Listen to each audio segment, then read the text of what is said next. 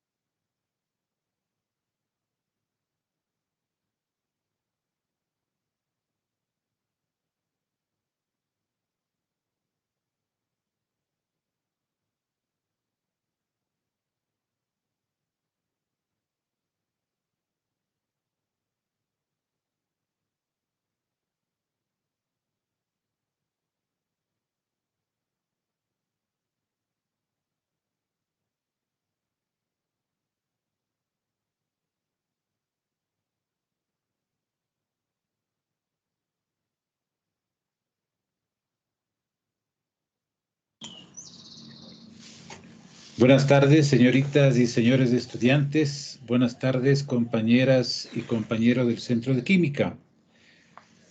Bien, esperando que se encuentren muy bien todos ustedes, pues que tengamos una buena semana de trabajo y que podamos avanzar adecuadamente en el estudio de esta temática que es trascendente, que es muy importante en la formación de ustedes, jóvenes estudiantes, y que sea una semana de provecho. Recuerde que el día de mañana haremos nuestra evaluación parcial en este horario, no en este horario, en el horario que les corresponde mañana, es a las 15 horas.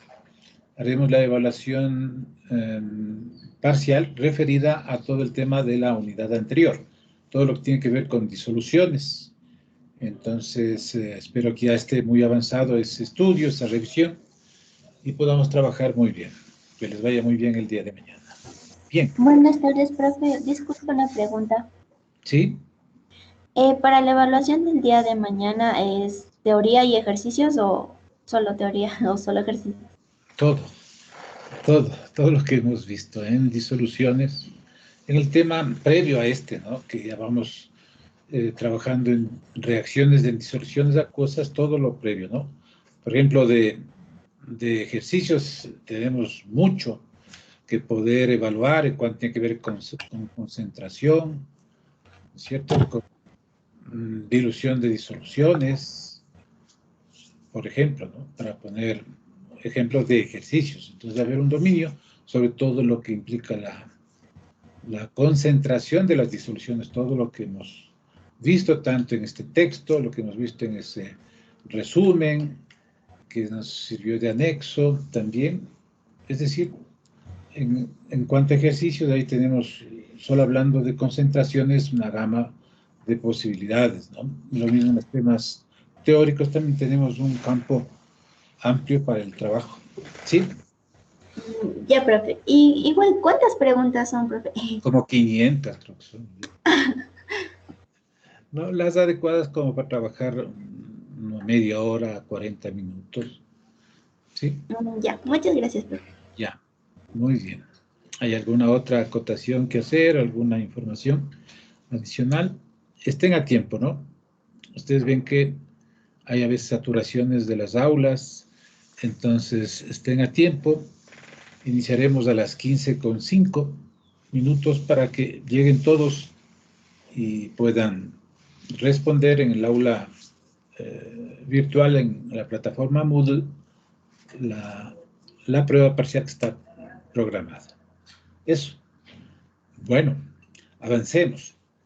Hemos visto cómo el tema de solubilidad es importante hablando de las disoluciones y la repercusión que tiene cuando nos referimos a este primer grupo de reacciones en disoluciones acuosas, que es las reacciones de precipitación.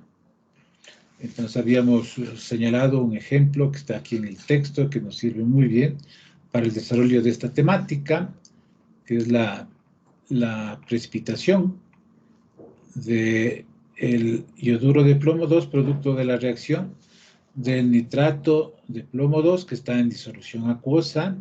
Recordemos las reglas sobre la disolución de compuestos iónicos en agua, ¿no? El nitrato de plomo es soluble, por tanto está disociado en iones en la disolución.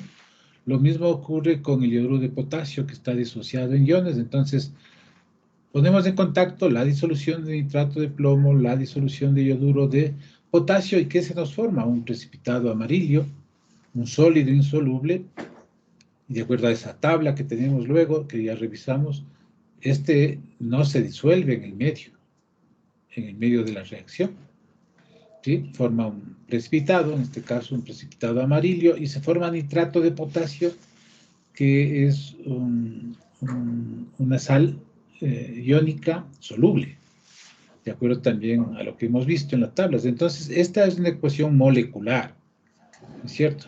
En donde están todos los actores y los espectadores, ¿no es cierto? Actores y espectadores. Entonces, ¿qué vemos de cambio? Importante es la formación del precipitado de una sustancia insoluble en esta reacción de metátesis que nos sirvió de ejemplo, nitrato de plomo más yoduro de potasio, da como resultado un precipitado amarillo de yoduro de plomo 2 y la formación del otro producto, nitrato de potasio. Entonces aquí veíamos, aquí habíamos analizado un antes y un después, ¿no es cierto? Y justamente el tema de la solubilidad se vuelve clave, ¿ya? Entonces decíamos que este tema lo debemos conocer muy bien, que es el caso de memorizar. En este inicio está bien, ¿ya? Pero luego usted ya en la práctica, conforme va pasando su formación, usted ya conoce, porque aquí está trabajando con compuestos muy comunes, muy frecuentes. Esperemos que el próximo semestre ya estemos trabajando presencialmente y tendremos la posibilidad de hacer muchas reacciones donde comprobaremos estas solubilidades y en otros casos insolubilidades.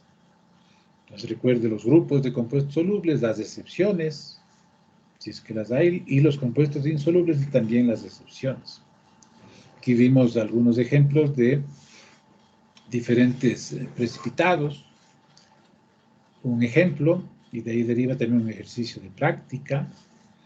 Igual, a propósito de la pregunta de la compañera, lo que hemos visto en las disoluciones en la anterior unidad, tienen algunos ejemplos, ¿no es cierto?, ejercicios de práctica. Todo eso es sujeto de poder también evaluar, porque ha sido parte de los trabajos individuales, ¿sí? Entonces, todo está allí inmerso.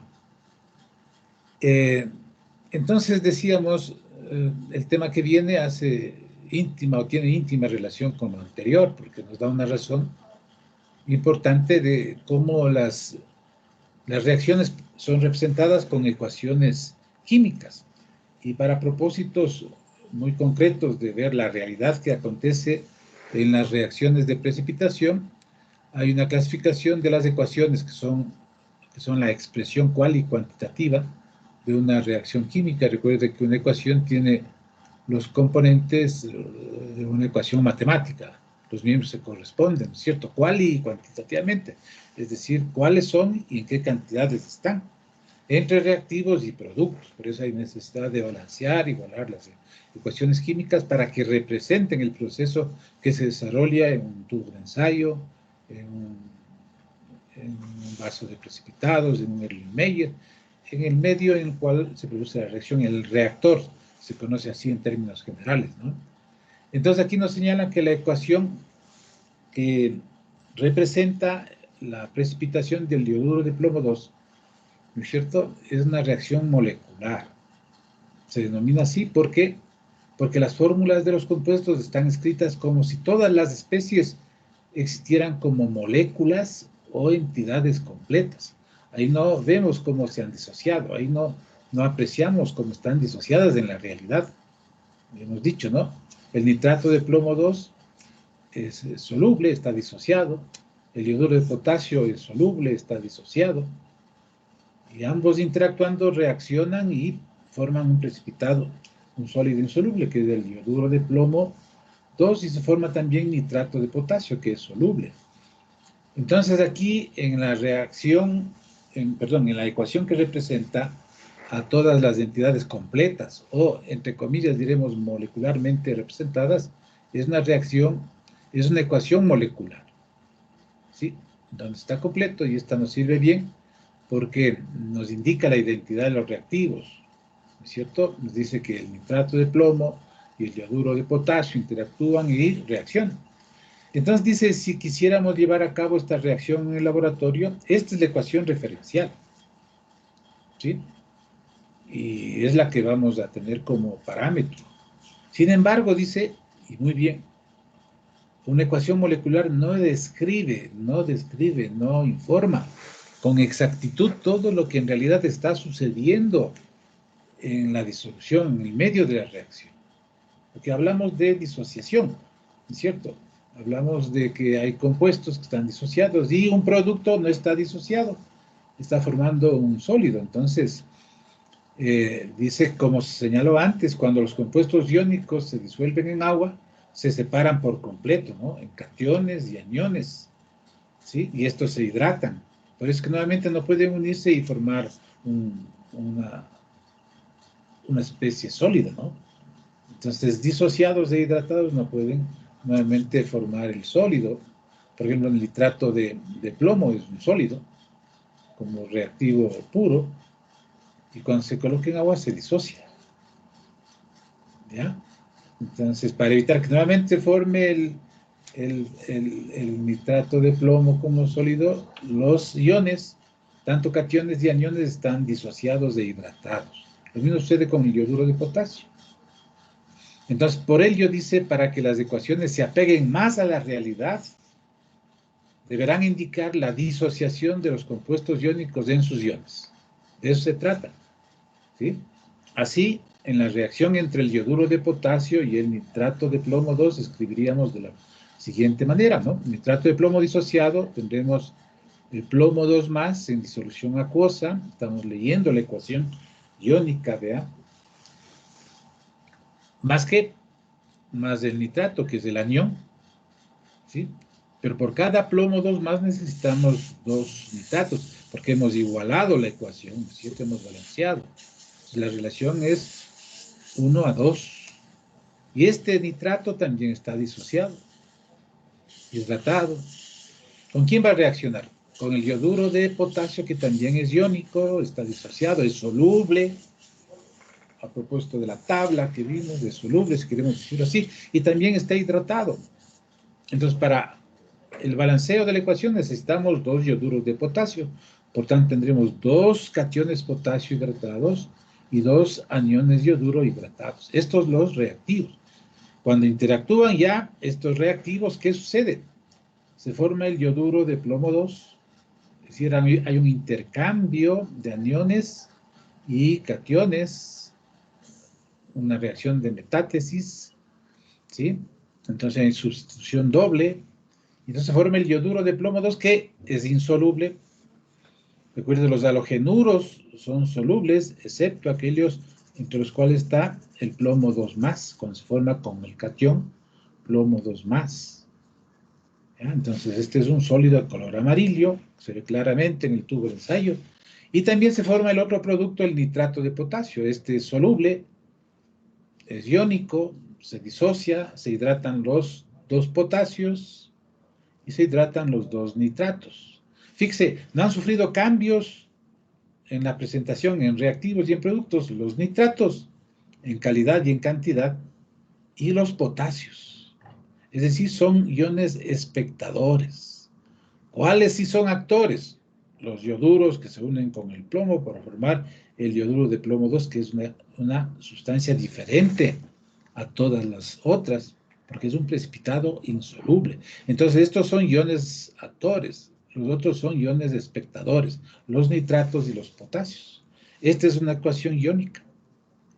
Entonces, esta, dice, ejemplifica una ecuación iónica en la que se muestran las especies disueltas como iones libres. Para saber si se puede formar un precipitado a partir de esta disolución, primero combinamos el catión y el anión de los diferentes compuestos, como hemos dicho, es decir, el yoduro de plomo y el nitrato de potasio, que son los productos luego de ese intercambio. Y de acuerdo con la tabla 4.2 que vimos antes, el yoduro de plomo 2 es un compuesto insoluble. En cambio, el nitrato de potasio es soluble.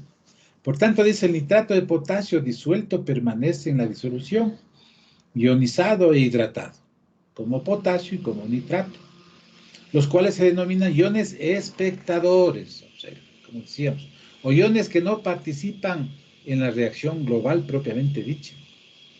Y debido a que los iones espectadores aparecen en ambos lados de la ecuación, bien pueden eliminarse, ¿no? Se eliminan, se eliminan, se eliminan, se eliminan. ¿Ya? Entonces, esto nos genera una última ecuación, que es lo que se denomina ecuación iónica neta, que solo muestra las especies que realmente participan en la reacción, es decir, que han dado lugar a un cambio. Los nitratos y los potasios, decimos, son espectadores, no cambian de los reactivos a los productos. Quienes sí interactúan y producen un cambio visible, real, son el catión plomo 2+, y los 2 ioduros. Se unen entre sí y forman el yoduro de plomo 2, que es un compuesto insoluble en el medio. ¿Ya? Porque hay un medio, ¿no? El medio final, luego de la reacción, es este. Entonces, el precipitado es el amarillo y el nitrato de potasio, que forma la disolución, es lo que nos está con el precipitado amarillo. Es decir, este gráfico nos representa ya el resultado. Entonces, forma parte de la ecuación iónica neta, ¿sí? Conforme nos señala acá.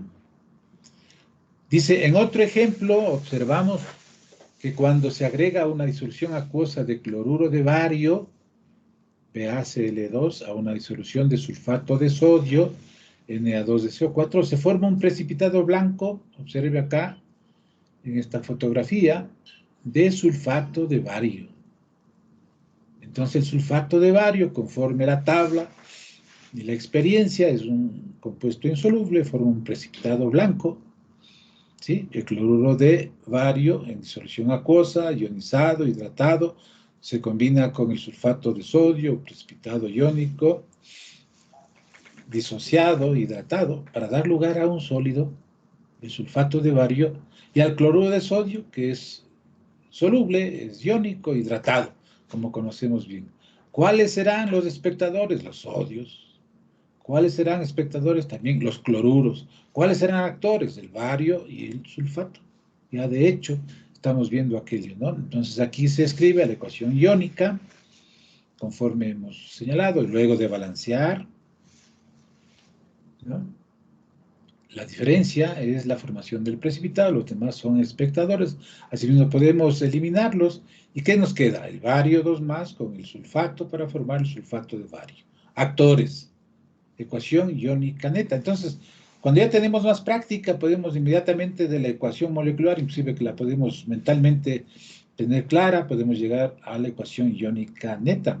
Pero en este momento es importante que ustedes hagan el ejercicio completo, escriban la ecuación molecular, pasen a la iónica y luego aterricen en la iónica neta. Para ello nos dan aquí cuatro pautas, ¿sí? 4 recomendaciones. Observe, dice, los siguientes 4 pasos resumen el procedimiento para escribir ecuaciones iónicas y ecuaciones iónicas netas, lógicamente partiendo de la molecular, que debe estar balanceada, ¿sí? Primero dice, escriba una ecuación molecular balanceada para la reacción mediante las fórmulas correctas para los compuestos iónicos de reactivos y productos. Como usted domina, ¿no es cierto?, las formulaciones, los nombres, usted domina la nomenclatura, usted no tiene inconvenientes. Si solo le damos nombres, usted fácilmente puede escribir la fórmula, perdón, la ecuación molecular, luego la iónica, y luego la iónica neta, como sabe también, la solubilidad, cuáles compuestos son solubles, cuáles son insolubles, no hay inconvenientes. ¿De acuerdo? Entonces, eso previo debe estar muy bien conocido. Perdón. Entonces dice bien, vea, escriba la ecuación molecular balanceada para la reacción mediante las fórmulas correctas para los compuestos iónicos de reactivos y productos. Con base en la tabla 4.2 decida cuál de los productos es insoluble y por lo tanto aparecerá como un precipitado. En la tercera evaluación que haremos sobre esta temática, ¿no? Entonces usted ya debe ir haciendo sus ejercicios, inclusive más y más ejercicios, los que usted requiera para adquirir dominio. Por lo tal de cuando venga el próximo, la próxima evaluación parcial no tenga dificultades, ¿no? Si tiene que regresar a ver la nomenclatura, la evaluación de ecuaciones, todo eso, aquello debe hacerlo. Debe hacerlo, ¿no? No espera al día previo a la evaluación y ponerse a analizar esas cosas. Si usted tiene vacíos, si tiene algunas dudas, debe regresar a ver. Ahí tiene todo un texto para poder regresar, ¿sí? Para poder regresar. Bien, entonces, una vez se escribe, pasa la ecuación iónica. El compuesto que no aparece como precipitado debe presentarse como iones libres, como hemos visto acá. ¿Ah? Identifique y cancele los iones que son espectadores a ambos lados de la ecuación para dejar la ecuación iónica neta. Verifique que las cargas y números de átomos estén balanceados en la ecuación iónica, no hay problema. Si balanceamos bien la ecuación molecular, no tenemos inconvenientes. Y recuerde cómo debe disociarse, ionizarse, ¿no? O expresarse iónicamente en la ecuación. Aquí, por ejemplo, no podemos escribir Cl2 menos, ¿no es cierto? Eso no es real. No está como cloro, está como 2 aniones cloruro. Y tiene que expresar que está presente en la disolución acuosa, está disuelto, está hidratado. Lo mismo en los sodios, no puede usted poner otra forma sino 2Na más en disolución acuosa, lo mismo el sulfato. ¿Ya? Entonces debe tener clara cómo es la notación y la fórmula de iones también, de cationes y de aniones, para que no aparezca, por ejemplo, aquí Cl2, una barbaridad, ¿no? No tenemos ahí cloro gaseoso, sino que tenemos cloruros. ¿Sí? ¿Se fija bien? Entonces no podemos caer en esos errores.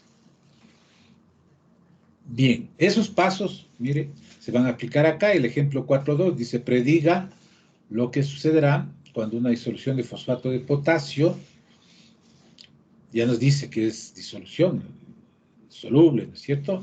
Se mezcla con una disolución de nitrato de calcio, ya nos señala el mismo ejemplo. Escriba una ecuación iónica neta para la ecuación, entonces seguimos los pasos.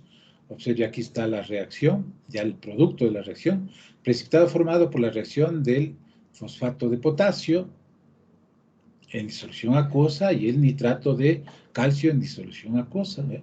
Se genera un precipitado. Entonces, muy bien, dice, estrategia. Es aconsejable escribir primero la ecuación sin balancear, de acuerdo con la información proporcionada. Nos dice que reacciona el fosfato de potasio con nitrato de calcio, que se formará. Entonces, hacemos el intercambio de iones, ¿no es cierto?, entre los productos, entre los reactivos. ¿Qué sucede? Dice, cuando los compuestos iónicos se disuelven en el agua, se disocian, ¿no es cierto? ¿Qué iones se forman a partir de la disociación del fosfato de potasio y el nitrato de calcio? Tendremos los fosfatos, tendremos los potasios disociados. O sea, ahí no podemos escribir K3 más, ¿no es cierto? Sino 3K más. Hay 3 cationes potasio. ¿Sí? Si es que el balanceo nos indica que le puede ser 2 veces este. Lo mismo en el calcio. ¿Qué tenemos en el nitrato de calcio? Un catión calcio, 2 más, y 2 nitratos, 1 menos. ¿Qué sucede cuando los cationes se encuentran con los aniones en la disolución? Se produce una reacción. Muy bien, dice, en disolución, el fosfato de potasio se disocia en iones potasio y en aniones fosfato, el calcio, en iones calcio y en nitratos. Y de acuerdo con la tabla 4.2, los iones calcio y los iones fosfato formarán un compuesto insoluble. Entonces, cuando van a interactuar, ya el fosfato y el calcio forman el fosfato de calcio. Este es insoluble. Es insoluble. En tanto que el otro producto, el nitrato de potasio, ya vimos inclusive en el ejercicio anterior, es soluble, estará disociado. Por lo tanto, es una reacción de precipitación. Hemos identificado primero si es una reacción de precipitación, en donde se forma un precipitado. No importa reiterarlo, ¿no? Aclararlo bien, reiterar todo el tiempo que sea del caso. Estamos en una fase de aprendizaje. Para quienes ya han conocido antes de esto, no hay problema, estamos refrescando aquello. Hay personas que tal vez la primera vez que tienen la posibilidad de conocer este tipo de ecuaciones que nos indican estos pormenores de una reacción química. Entonces, muy bien, seguiremos paso a paso el procedimiento que se acaba de describir. Primero, la ecuación molecular balanceada, muy bien. Observe, hay fosfato de potasio más nitrato de calcio, entonces debemos igualar. Recuerde que el fosfato es 3 menos, el nitrato 1 menos, entonces tenemos que tomar en cuenta aquello y efectuamos un balanceo. Debemos observar que necesitamos 2 fosfatos de potasio que reaccionan con 3 nitratos de calcio para formar el fosfato de calcio, ¿ya? El Ca3PO4,2, que es el sólido insoluble. Y como resultado también, como producto, tenemos formación de nitrato de potasio. ¿Pero cuántos? 6. ¿No? Ahí vemos que esté balanceado. Tenemos 3 potasios por 2 moles. Tenemos 6 potasios. 6 potasios. ¿Cuántos fosfatos tenemos? 2 fosfatos. Tenemos 2 fosfatos. ¿Ah? Calcios tenemos 3. Tenemos 3 calcios. ¿Cuántos nitratos? 2 por 3 son 6. 6 nitratos. Observe. Está balanceada. Una vez balanceada la ecuación molecular, ahora sí, ¿cuáles son espectadores? ¿Cuáles son actores? Ya vemos claramente, para escribir la ecuación iónica, los compuestos solubles se muestran como tales, disociados en los reactivos. Luego ya en los productos, disociados del nitrato de potasio, observe, 6 potasios, 6 nitratos, y el sólido insoluble, completo, no se disocia. CA3PO4 un sólido. Observe, todo lo que está informado en una ecuación debe contener cuando usted escribe. Si están disociados en agua, disolución acuosa, entre paréntesis AC, entre paréntesis AC, y lo que está como sólido, como tal. Aquí está bien escrita la ecuación iónica. Eliminamos los espectadores, los potasios y los nitratos, muy bien, en ambos lados. ¿Qué nos queda? 3 calcios, 2 más, en disolución acuosa, más 2 fosfatos, 3 menos en disolución acuosa, para dar lugar al sólido, al precipitado insoluble, de fosfato de calcio, o sea, 3PO4 Si no sabemos la nomenclatura, ¿llegaremos acá? No. ¿Se da cuenta? Nosotros solo damos nombres. Usted tiene que hacer el resto, ¿verdad? 4. Observe que debido a que primero balanceamos la ecuación molecular, como es lógico, la ecuación iónica neta queda balanceada en términos de números, de átomos en ambos lados, de cargas positivas y cargas negativas. Observe 3 por 2, 6 más, 2 por 3 menos, 6 menos. 6 cargas positivas con 6 negativas, compuesto neutro. No hay ningún inconveniente. Usted efectúa este ejercicio de práctica que complementa el estudio de este tema. Dice, prediga el precipitado que se forma al mezclar una disolución de nitrato de aluminio. Se les decía, solo daremos nombres, nosotros no vamos a poner fórmulas cuando evaluemos, con una disolución de hidróxido de sodio. Escribe la ecuación iónica neta para la reacción. Parte asimismo de la molecular, va a la iónica y llega a la iónica neta. Igual, esto debe aparecer en su tarea individual. Revisión de conceptos. Está haciendo una pregunta, ¿cuál de los diagramas o representaciones gráficas de vasos con reactivos, cuál de los siguientes o de los diagramas siguientes describe fielmente la reacción entre el nitrato de calcio en disolución acuosa y el carbonato de sodio en disolución acuosa? Por simplicidad, solo se muestran los cationes calcio, 2 más en amarillo, y los aniones carbonato, 2 menos en azul. No se representa el agua. Entonces, ¿cuál de estos diagramas describe lo que acontece en la reacción entre el nitrato de calcio y el carbonato de sodio? Vean la interrogante.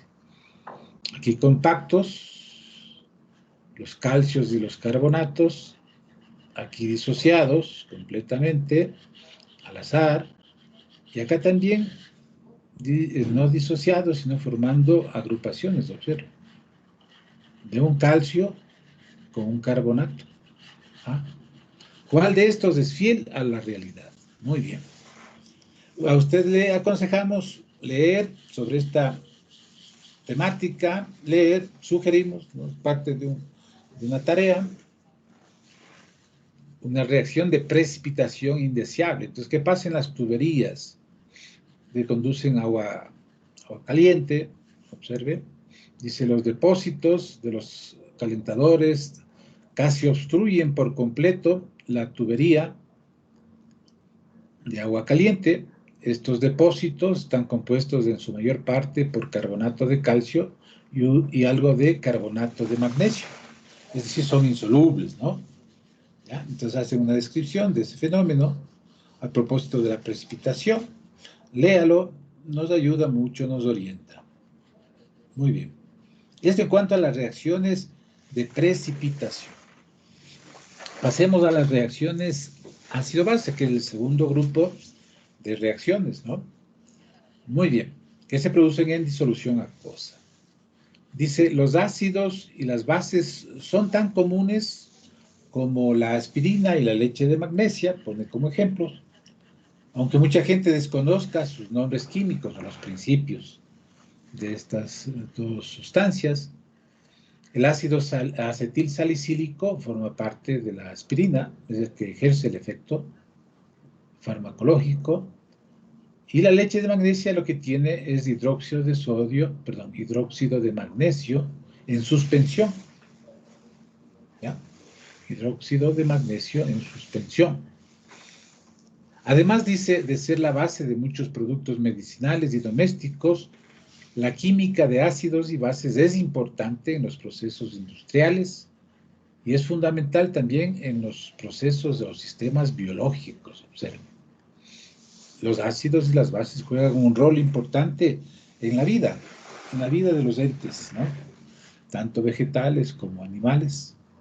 Antes de estudiar las reacciones ácido-base, necesitamos conocer algunas propiedades de estas especies, ¿no? Los ácidos y las bases.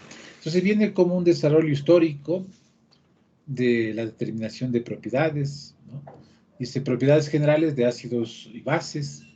En la sección 2.7, es decir, en el capítulo 2, puedes regresar a ver, definimos los ácidos como sustancias que se ionizan en agua para formar iones hidrógeno, H, no más, y las bases como sustancias que se ionizan en agua para formar iones hidróxido, o H, uno menos. Es la definición más común, más frecuente, ¿no? Iones H más y aniones OH menos. El químico sueco, dice Svante Arrhenius, formuló estas definiciones a finales del siglo XIX para clasificar las sustancias cuyas propiedades de disolución acuosa eran bien conocidas. ¿Ya? ¿Qué decía de los ácidos? Los ácidos tienen sabor agrio. Por ejemplo, el vinagre debe su sabor agrio al ácido acético que contiene. En la práctica, el vinagre es ácido acético al 5% peso-volumen. Entonces, que ya saben muy bien, han estudiado muy bien las concentraciones. Y los limones y otros cítricos contienen ácido cítrico. De ahí tenemos que los ácidos tienen un sabor agrio. De aquellos que sí hay como, ¿no? Probar vinagre o los limones, las limas, las toronjas, por ejemplo, las naranjas. Los ácidos ocasionan cambios de color en los pigmentos vegetales. Observen. Por ejemplo, cambian el color del papel tornasol de azul a rojo. Entonces, el ácido promueve este cambio, ¿no? El papel tornasol es un papel tipo papel para filtrar, impregnado con el pigmento, el tornasol. Si está de color azul, el momento que está en contacto con un ácido cambia a color rojo, ¿no? Sufre una transición en orden molecular, electrones cambian de un sitio para otro. Si usted acude a la información que usted encuentra en los textos, en el internet, que es del tornasol, la fórmula del tornasol, fórmula química, usted va a ver las dos formas, la forma neutra o básica y la forma ácida del tornasol. Entonces ahí va a ver que hay una migración de electrones de un sitio a otro y eso genera un cambio de color que es apreciable por nuestros ojos, ¿cierto? Es producto de una radiación electromagnética que nos permite ver que hay un color rojo, ¿no? A propósito del estudio del átomo, de las partículas, de los modelos atómicos, Rutherford, Bohr, usted debe haber estudiado las radiaciones electromagnéticas, ¿no? Las frecuencias, las longitudes de onda, que nos dan justamente los colores cuando vemos la descomposición, ¿no es cierto?, de la luz, en un arco iris, a que se deben esas diferentes tonalidades o colores. Entonces, domina eso. Se vio el anterior semestre. Bien. Una tercera característica, los ácidos reaccionan con algunos metales, como el zinc. Los ácidos minerales inorgánicos más, ¿no? El clorhídrico, el nítrico, el sulfúrico.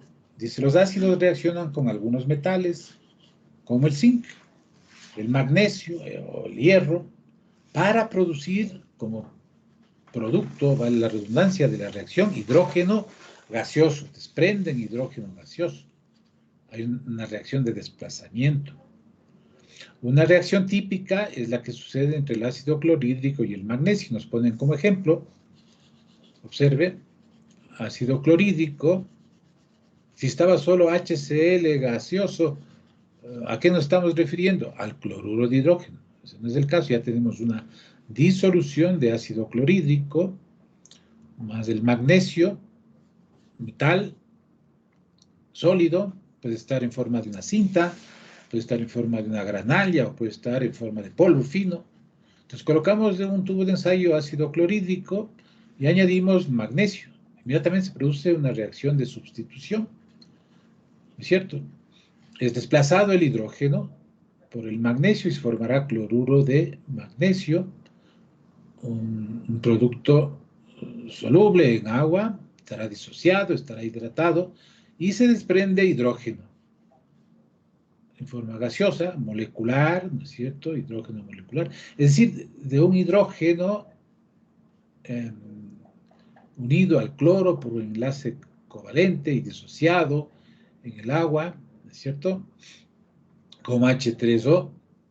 Se unen los dos hidrógenos y forman la molécula de hidrógeno. Y esta como tal se desprende. Esto es un proceso de oxidorreducción que veremos dentro de las siguientes reacciones, de las clases de reacciones. Es una oxidorreducción. El magnesio de 0 pasa a 2 más, ¿sí? El hidrógeno de 1 más pasa a 0. Hay un proceso de oxidación y reducción. Entonces, en los ácidos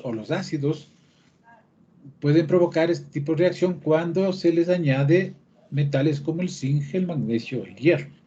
Aquí se ha utilizado al ácido clorhídrico. ¿Qué más nos dice? Los ácidos reaccionan con los carbonatos, con los bicarbonatos, como son, por ejemplo, el carbonato de sodio, el carbonato de calcio, el bicarbonato de sodio, para formar dióxido de carbono. Ya no se desprende hidrógeno como en el ejemplo anterior, sino CO2.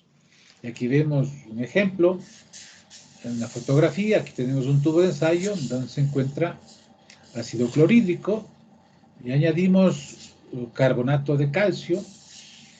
Bueno, antes, cuando no habían los marcadores de tiza líquida, como se dice, marcadores para pizarra, se utilizaba la tiza, ¿no?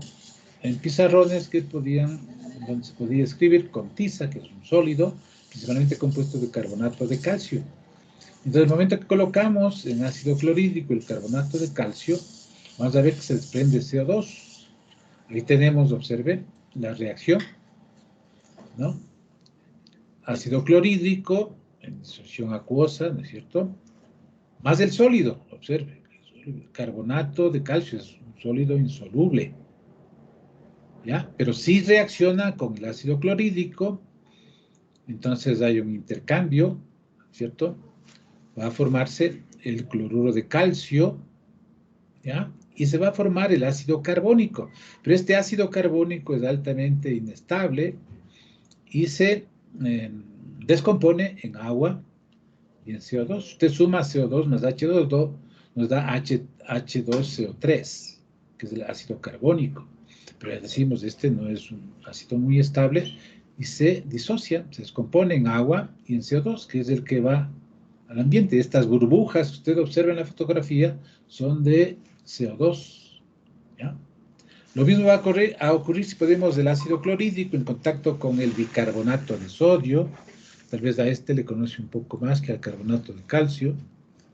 Entonces coloque usted bicarbonato de sodio en polvo sobre ácido clorhídrico y va a ver algo parecido a esto. Se formará la sal, que estará disociada en el medio, en cationes sodio, en aniones cloruro. Formará agua, asimismo ácido carbónico se descompone y forma agua y CO2. Asimismo se desprenderá el anhidrido carbónico. Entonces estas propiedades las señaló Svante Arrhenius. Muy interesantes, un primer acercamiento hacia propiedades de ácidos y de bases, ¿no? Las disoluciones acuosas también de los ácidos conducen electricidad, son conductoras, porque están disociados, ¿cierto? En el agua. Entonces, tienen capacidad de esos iones conducir la electricidad. Esto en cuanto a los ácidos. En cuanto a las bases, en cuanto al sabor, estas tienen un sabor amargo, ¿sí?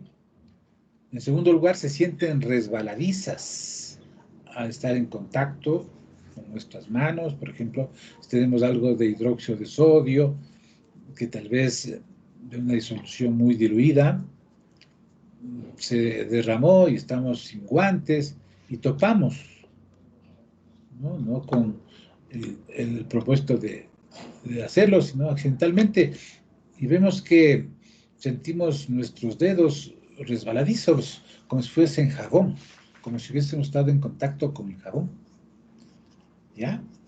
Es porque los jabones contienen bases, ¿no? Es producto de la reacción de un ácido orgánico con hidróxido, ¿ya? Los jabones vienen etimológicamente de sapón, por eso se llama el proceso de formación de jabones la saponificación de las grasas. Entonces tenemos grasa y tenemos un ácido, y entonces los ácidos orgánicos forman estas sales con una base y se forma el jabón. Por eso es que sentimos cuando el hidróxido de sodio topa la piel nuestra, los dedos, la palma de las manos, como ahí hay en nuestra piel grasa, entonces se forma inmediatamente el jabón. ¿Ya? Por eso se sienten resbaladizas. Pero no haga eso, no se le comenta, si por algún accidente topó algo de base, va a sentir aquello, ¿no? Inmediatamente hay que lavarse, no se dejará porque las bases son corrosivas, pueden afectar nuestra piel, pero bueno, quienes estamos tantos años en la química, sí nos ha tocado estar en contacto y hemos sentido la sensación de haber topado jabón. Inmediatamente hay que lavarse muy bien para que no existan consecuencias, ¿no? Muy bien. Estas bases también producen cambios de color, igual en los colorantes vegetales. Entonces el mismo tornasol de color rojo pasa a un color azul. Observe, no hay un cambio de un rojo al azul cuando está en presencia de las bases. Y de igual forma, las disoluciones acuosas de las bases conducen la electricidad. También están disociadas las bases en agua.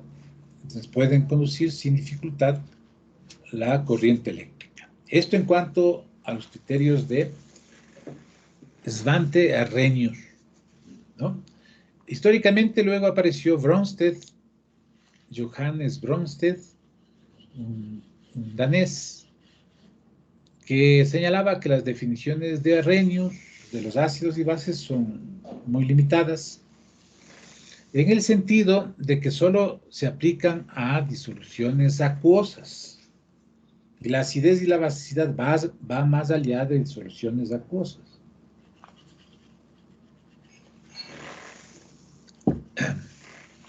En 1932, el químico danés Johannes Bronsted propuso una definición más amplia de ácidos y bases que no requiere que estén en disolución acuosa.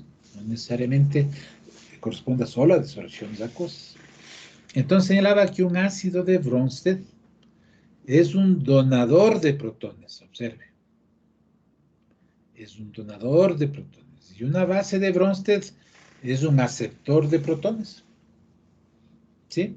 Entonces aquí hace referencia a los protones, es decir, a lo que era el átomo de hidrógeno cuando se va el único electrón que queda como átomo de hidrógeno, solo la carga positiva en el núcleo del único protón que tiene. Recuerde que el hidrógeno tiene un protón en el núcleo y un electrón por fuera. Se va el electrón, solo queda protón. Entonces, un ácido de Bronsted dona protones. Y una base de Bronsted es una especie que acepta esos protones que vienen de un ácido de Bronsted. ¿Ya? Observe que las definiciones de Bronsted no requieren que los ácidos y las bases se encuentren en disolución acuosa, ¿ya?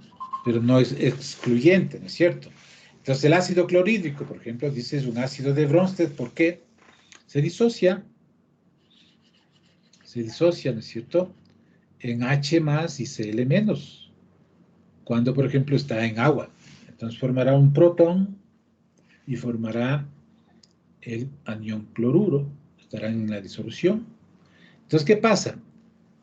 El ion hidrógeno, H1+, es un átomo de hidrógeno que perdió, como decíamos, su electrón. Es decir, solo es un protón. El tamaño de un protón, observe, la dimensión es alrededor de 10 a la menos 15 metros. Es pequeñísimo. En tanto que el diámetro de un átomo o ion promedio, observe, es 10 a la menos 10 metros. Hay una diferencia importantísima. Entonces el protón es, dimensionalmente hablando, usted debe haber estudiado las partículas atómicas, inclusive el tamaño del protón, ¿no es cierto? Entonces tiene claro estos datos.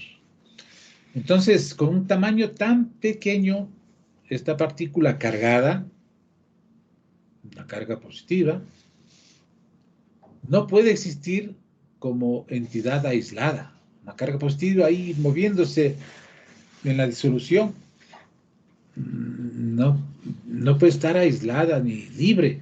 Tendrá que ser atraída, ¿no es cierto? Y si hay cargas negativas, se verá atraída por esa carga o cargas negativas y se asociará, se unirá. Entonces esta partícula, dice, no puede existir como una entidad aislada en una disolución acuosa debido a su fuerte atracción por el polo negativo del agua. ¿Es cierto? Entonces el agua, usted sabe, es una entidad polar. ¿Por qué es una entidad polar? Porque el agua, compuesta de oxígeno y de hidrógenos, un oxígeno, dos hidrógenos, tienen enlaces de tipo covalente, de compartición de electrones. Recuerde que el oxígeno tiene dos electrones desapareados que requieren ser emparejados. Y los hidrógenos tienen un solo electrón y de hecho está desapareado. Entonces, ¿qué hace? Forman el agua en donde comparten esos electrones desapareados, el oxígeno 2, uno con cada átomo de hidrógeno, y forman un enlace covalente. Pero el oxígeno es más electronegativo que el hidrógeno, por tanto, ejerciendo esa capacidad de atraer electrones, los pares de electrones de estos enlaces estarán más cerca ¿a quién? Al oxígeno. Hay una mayor densidad de electrones, por tanto se formará un polo negativo hacia la ubicación en la geometría de la molécula de agua, hacia la ubicación del oxígeno, y un polo positivo hacia la ubicación de los hidrógenos. Recuerden que aquí hay un ángulo de 104.5 grados, una entidad angular, la molécula angular, pero polar. Entonces, si tenemos el HCl y se ha disociado el protón, se ha separado sin su electrón, de hecho, ¿no? Ya solo es el protón, la carga positiva, esta migrará hacia el polo negativo del agua. Y como tiene una mayor densidad electrónica, recuerde que además tiene dos pares de electrones no compartidos, ¿ya? Unos ubicados en el orbital S y otro par ubicado en los orbitales P. Entonces constituyen centros de atracción negativa. Entonces fácilmente el protón se une a cualquiera de esos pares no compartidos y forma el H3O, que es el ion hidróneo. Y quedará el anión cloruro con su carga negativa, producto del electrón que le cedió el hidrógeno que formaba el ácido clorhídrico. O sea, aquí está gráficamente expresado aquello. ¿Ya? Entonces, ¿cuál es el ácido? El donador de protones. ¿Cuál es la base? El aceptor de protones. ¿Cuál es la base aquí? El agua. Base de Bronsted, ácido de Bronsted. ¿Ya? Muy claro, ¿no? Muy bien. Entonces hay una fuerte atracción por el polo negativo del agua. Si el átomo de oxígeno, hemos analizado un poco más en detalle. Por consiguiente, el protón existe en forma hidratada. Así la ionización del ácido clorhídrico debe escribirse así, de esta manera. HCl en disolución acuosa, en contacto con el agua líquida, formará el ion hidróneo y el anión cloruro. El protón hidratado, H3O+, se denomina ion hidróneo. Esta ecuación muestra una reacción en la cual el ácido de Bronsted, HCl, dona un protón a la base de Bronsted, que es el agua.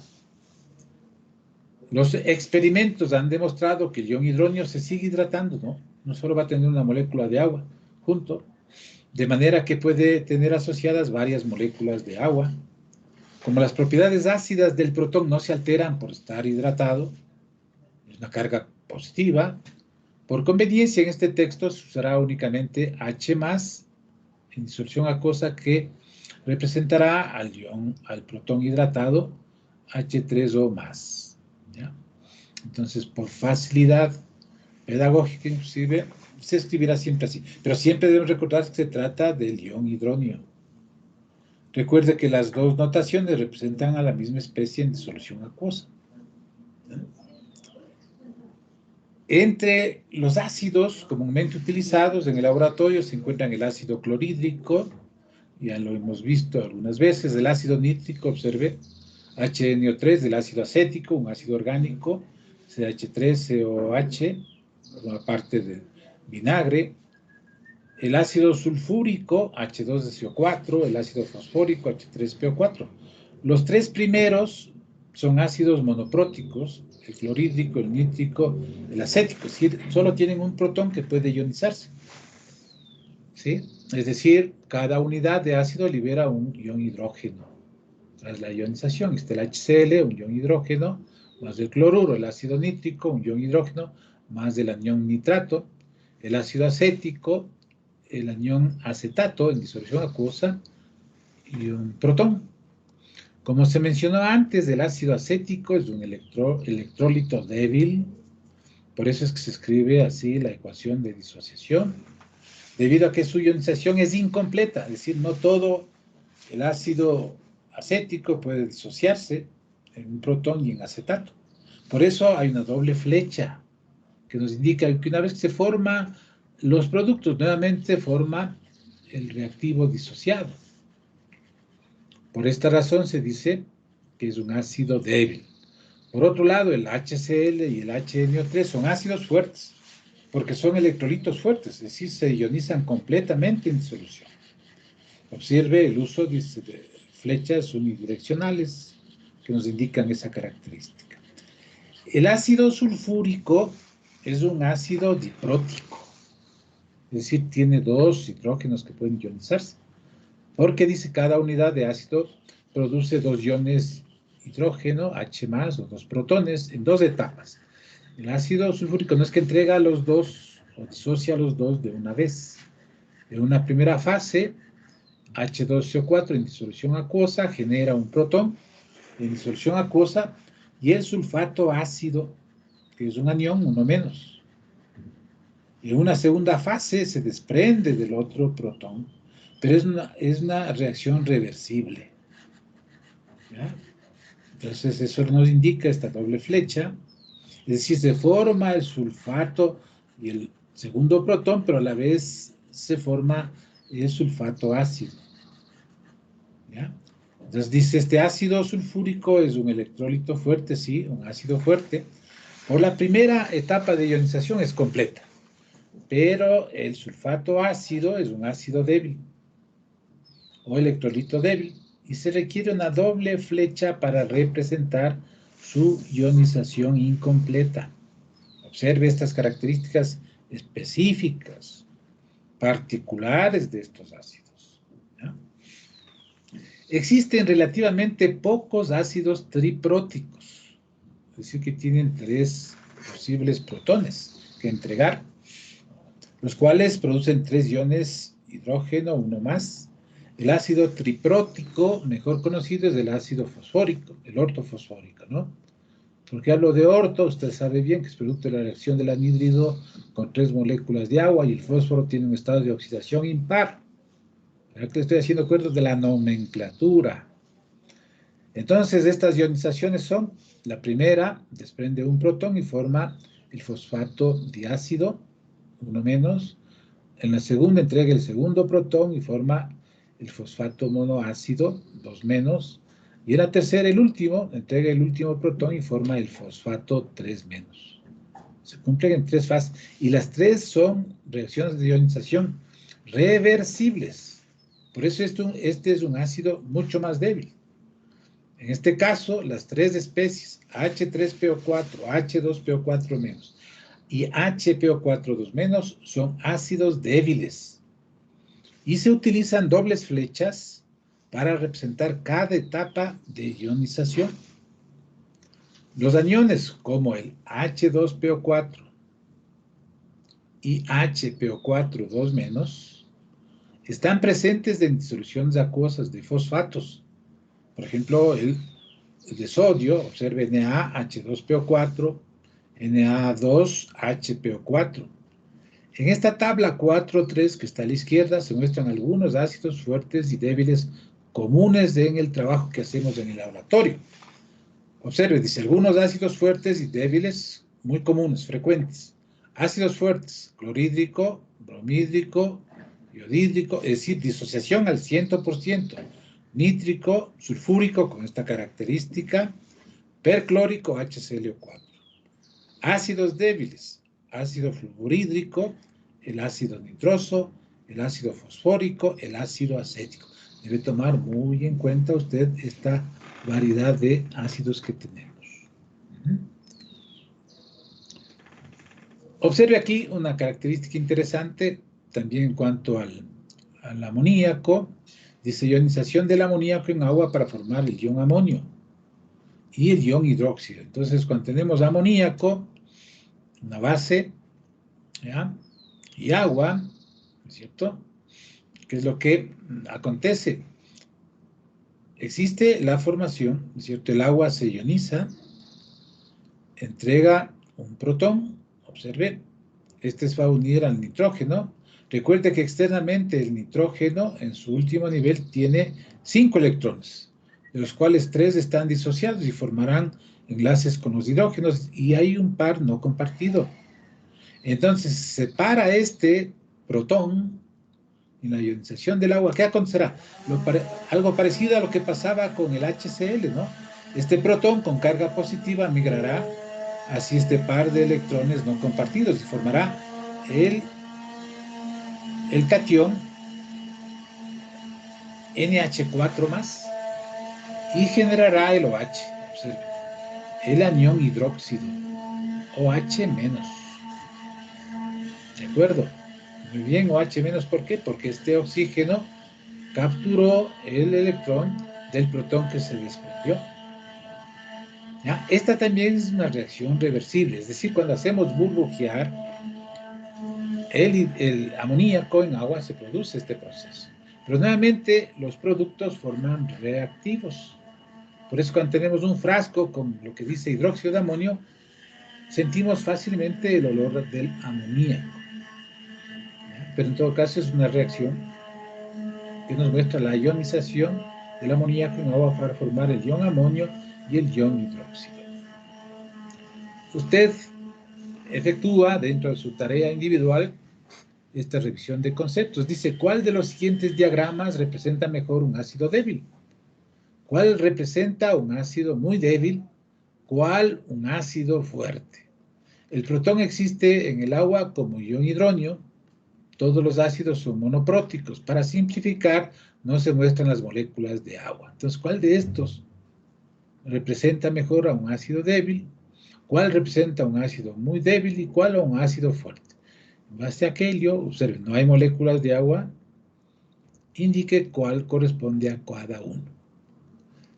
En esta tabla 4.1 se muestra el hidróxido de sodio, dice. Bueno, esto veamos la próxima clase, hemos llegado a las 13 horas. Ya, avanzamos hasta aquí. Muy bien, inmediatamente tenemos el trabajo con Anita. Adelante, por favor. Buenas tardes, doctor. Buenas tardes, chicos. Profe, ¿Cómo disculpe, están? buenas tardes. Buenas tardes. Disculpe, Ana, que le Sí, interrumpa. no se preocupe, siga nomás. Sí, era por comentarle sobre el deber que está para hoy, profe. Es de un mapa conceptual, es sobre el tema que vimos hoy. Igual la fecha quedaría para hoy. Sí, para hoy. Es un mapa muy simple de hacerlo, ¿sí? No hay inconveniente. Luego de Ok, la clase trabajan en el grupo y presentan, ¿no? Bien. Adelante, Anita. Gracias, doctor. Buenas tardes, chicos, nuevamente. El día de hoy vamos a continuar con las prácticas de laboratorio y lo que nos toca ver el día de hoy, pues, es iniciar con un método analítico para poder determinar la concentración de las soluciones. Para esta parte experimental voy a compartirles un momento mi pantalla. Déjenme que se me cargue. Me dicen, por favor, si es que ya pueden observarla.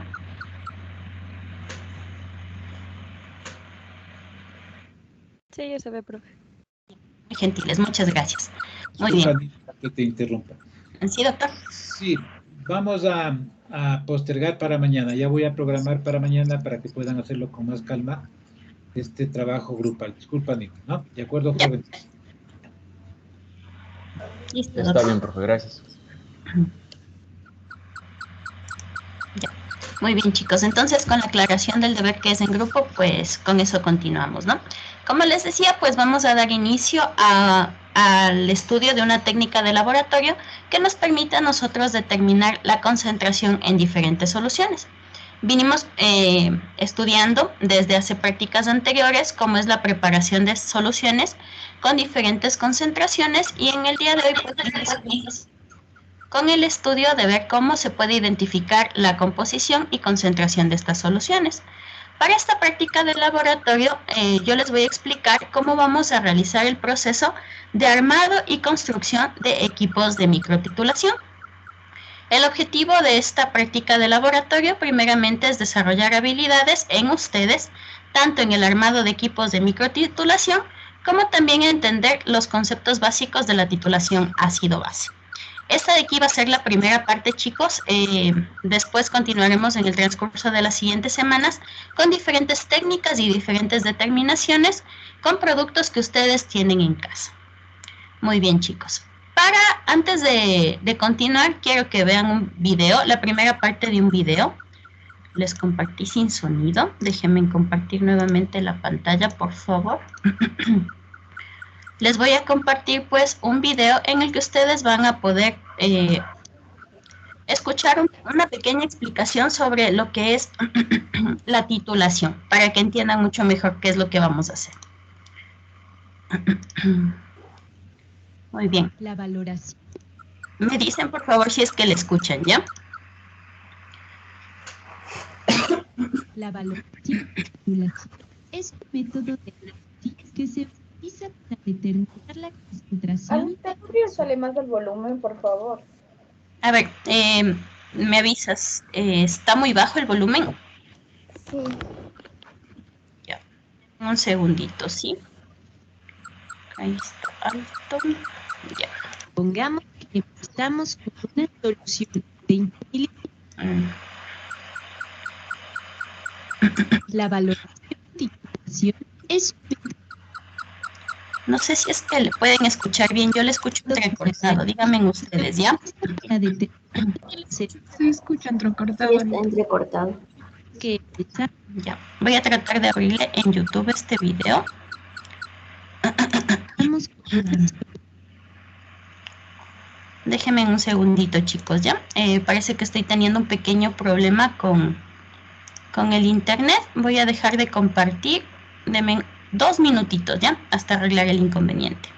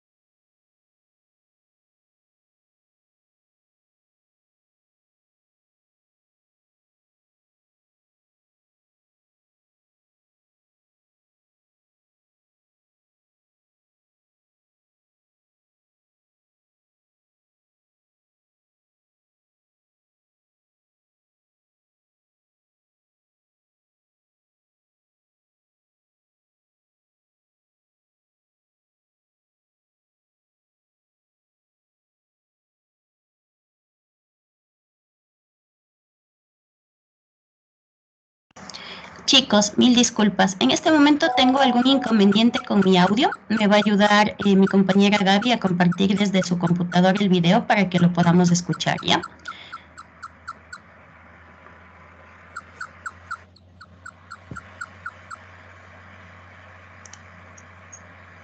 Y ahí ya se puede ver. Sí, sí, Gaby, muchas gracias. Ya se puede observar. Bien. A ver.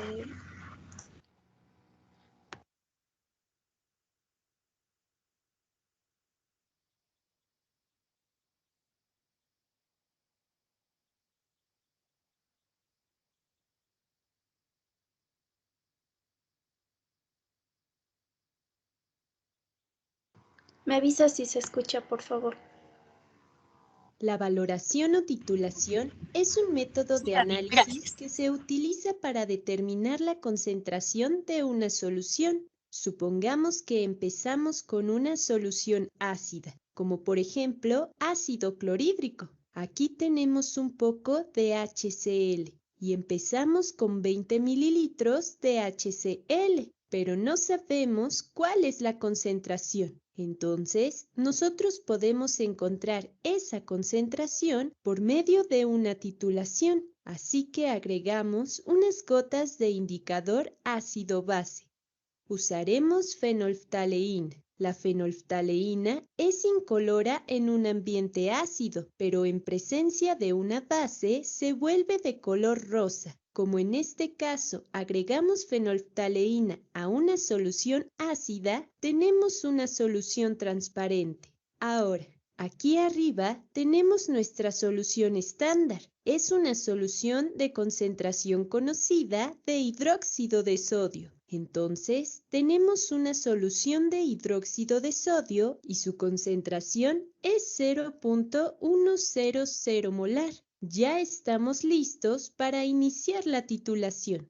Si dejamos caer unas gotas de hidróxido de sodio en el matraz que contiene la solución de HCl, provocando que el ácido y la base reaccionen, se da una reacción de neutralización. HCl más NaOH producen, si juntamos OH- y H+, obtenemos H2O y el otro producto se forma con Na+ y Cl-, NaCl, cloruro de sodio.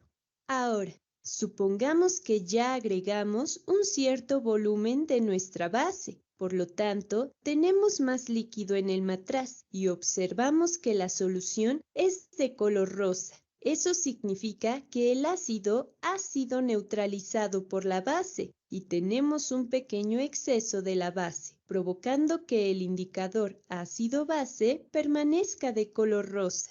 Entonces, neutralizamos al ácido presente y al momento en que el indicador cambia de color, se le conoce como el punto final de la titulación. Cuando la solución cambia de color, nos encontramos en el punto final de la titulación. Justo ahí es en donde nos detenemos y checamos cuánto volumen de la base agregamos. Por ejemplo, supongamos que empezamos aquí y terminamos acá. Aún nos queda un poco de solución básica. Entonces, este es el volumen de la base que usamos en la titulación. Hay un cambio de volumen y supongamos que es de 48.6 mililitros. Usamos 48.6 mililitros de la base para neutralizar completamente el ácido en la solución. Ya que conocemos esto, podemos calcular la concentración de HCl. Empecemos con la concentración de hidróxido de sodio. Empezamos con una concentración 0.10.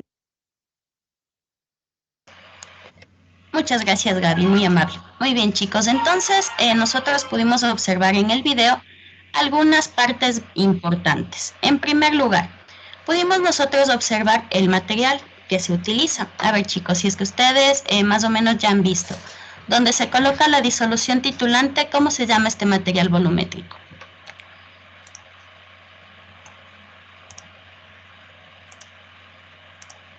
Es el matraz. Ya, a ver, vamos viendo aquí. Sí, ustedes pudieron observar en el video que estaba un material similar al que está aquí en la foto, ¿sí? Este material volumétrico donde se coloca la solución titulante se llama bureta, ¿sí? El matraz, como nos dijo la compañera, es por lo general donde nosotros colocamos la sustancia que vamos nosotros a determinar su concentración, ¿sí? Pueden ustedes observar aquí en este dibujo que nosotros tenemos un soporte, está con una pinza y aquí nosotros vamos a colocar la bureta para poder realizar el análisis. Posteriormente, pues en las siguientes prácticas nosotros veremos cómo se realiza el llenado correcto de la bureta y cómo se realiza la lectura de la escala. También pues no se olviden que aquí en el matraz irá la muestra. Esta muestra pues siempre tendrá su volumen conocido y nosotros vimos ya la semana anterior cuál es la definición de la cantidad de volumen conocido que se coloca acá. También se le conoce como alícuota, ¿ya? Ahora bien, para poder realizar la titulación, nosotros utilizamos tres sustancias importantes. La primera era la sustancia de concentración conocida o patrón primario, ¿sí? La segunda pues será la muestra y hay una tercera sustancia que nos dijeron en el video. A ver si se acuerdan, chicos, por favor, ¿cuál era esta sustancia que se utilizaba? La fenolftaleína. Muy bien, chicos, sí, la fenolftaleína. La fenolftaleína es un indicador ácido-base que nos permite a nosotros determinar el punto final de la titulación. En el video nosotros pudimos observar que utilizaban hidróxido de sodio y ácido clorhídrico. A ver, chicos, ¿cómo se llama este tipo de reacción que se genera entre el ácido clorhídrico y el hidróxido de sodio? De neutralización. De neutralización, muy bien. ¿Y cuáles son los productos de una reacción de neutralización? Agua y sal. Agua y sal, sí, perfecto. Sí, muy bien, exactamente. Entonces, eso es básicamente el fundamento de una reacción de neutralización, donde nosotros utilizamos una sustancia conocida, que lo utilizaremos como patrón primario pues para realizar nuestras determinaciones. ¿Ya? Muy bien, continuamos, chicos. Como ya les decía, nosotros vamos a iniciar este proceso con la fabricación de nuestro equipo para titulación. Para ello, pues ustedes van a realizar un proyecto en casa, donde van ustedes a fabricarse un equipo a microescala. Este tipo de análisis es bastante utilizado en el estudio de las técnicas analíticas, ¿sí? Se ha probado, se han realizado comparaciones con las técnicas convencionales y pues esta técnica microescala funciona bastante bien. Y es un método que nosotros empezamos a aplicar en el Centro de Química para que ustedes puedan desarrollar esta habilidad desde su casa. Entonces, el primer paso que ustedes van a realizar para esto es fabricarse su soporte. Ustedes van a fabricarse un soporte a partir de los materiales que tengan en casa, chicos. Yo les voy a dar aquí un ejemplo de un proyecto que se realizó de parte del Centro de Química. Ustedes pueden utilizarlo como ejemplo si ustedes pues no tienen los mismos materiales y pueden utilizar materiales alternativos, es mucho mejor. Entonces, pues, como materiales base que ustedes podrían utilizar está cartón. El cartón, pues, todos tenemos, tal vez como un producto de desecho. Por ejemplo, las cajas donde viene la refri o los electrodomésticos servirían bastante bien. Van a utilizar papel. Si está a disponibilidad de ustedes una plancha de espuma flex, vamos a utilizar silicón, puede ser en barra o silicón líquido, para poder juntar bien las partes que vamos a armar. Vamos a utilizar estas pinzas de ropa, unas 2 pinzas es suficiente. Vamos a utilizar estos palitos de pincho, vamos a utilizar cinta adhesiva y un estilete. Ahora vamos a observar cuál es el proceso que se realizó para poder armar un soporte primeramente. Entonces lo que se hace pues es utilizar 3 palos de pincho para generar un mayor soporte. Y con una cinta adhesiva, esta es una cinta Type, pueden utilizar la que tengan ustedes disponible. Vamos a juntar los 3 palillos y a continuación a forrarlos. Vamos a hacer esto para que los palos de pincho queden bien sujetos. Y con esto pues vamos a asegurar un soporte adecuado. tienen ustedes que garantizar que los palos de pincho estén en una posición vertical correcta, para que al momento pues de realizar las mediciones ustedes puedan hacer una buena lectura. Se va a cubrir por completo los palos de pincho. Aquí pueden ustedes observar que tenemos